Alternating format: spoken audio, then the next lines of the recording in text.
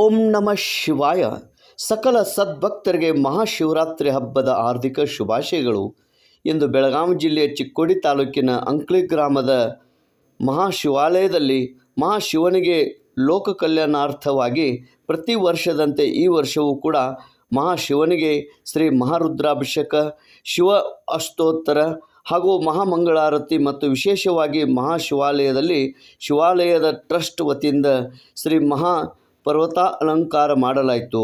ಆ ಭಗವಂತನು ಎಲ್ಲರಿಗೂ ಆಯುಷ್ಯ, ಆರೋಗ್ಯ, ಭಾಗ್ಯ, ಸಕಲ ಇಷ್ಟಾರ್ಥಗಳನ್ನು ಕೊಟ್ಟು ಕರುಣಿಸಲಿ ಎಂದು ಶ್ರೀ ಪ್ರಸಾದ್ ಗುರೂಜಿ ಶಿವಾಲಯ ಅಂಕಲಿ ಪುರೋಹಿತರು ಪ್ರಾರ್ಥಿಸಿದರು. ಪೂಜೆ ಪುರಸ್ಕಾರ ಅತಿ ವಿಧಿವಿಧಾನಗಳಿಂದ ನಡೆಯಿತು. ಅದಲ್ಲದೆ ಹುಕ್ಕೇರಿ ತಾಲೂಕಿನ ಕನಗಲ ಗ್ರಾಮದಲ್ಲಿ ಶ್ರೀ ಕಲ್ಮೇಶ್ವರ ಮಹಾದೇವ ಮಂದಿರದಲ್ಲಿ ಕೂಡ ಪೂಜೆ ಮತ್ತು ಅಭಿಷೇಕ ಕೂಡ ನಡೆಯಿತು. ಇಲ್ಲಿ ಸಂಜೆ ದೀಪೋತ್ಸವ ನಡೆಯಿತು. ಯುವಕರ ಭಕ್ತಿಯಿಂದ ಈ ದೀಪೋತ್ಸವ ಮಾಡಲಾಯಿತು.